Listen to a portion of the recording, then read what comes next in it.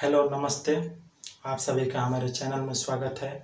मैं बता दूं, पावर स्टार पवन सिंह जी का फिर से एंट्री हो चुका है धनी है जान गाना को लेकर के, जो कि उषा फिल्म के बैनर तले पोस्टर आ चुका है।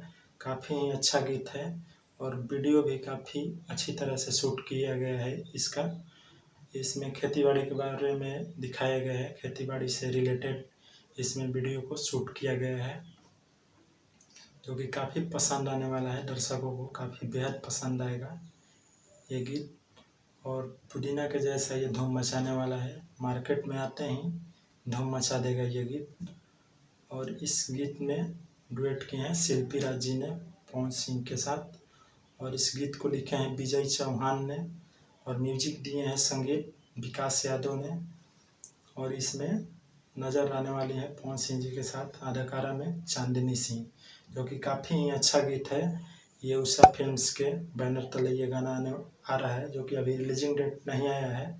रिलीज होते ही ये धूम मचाने वाला है गीत। उषा फिल्म्स के ऑनर हैं अमित सिंह, जो कि बेहद ही सुपर डुपर हिट ये गीत होने वाला है। चलिए, धन्यवाद। जय भोजपुरी।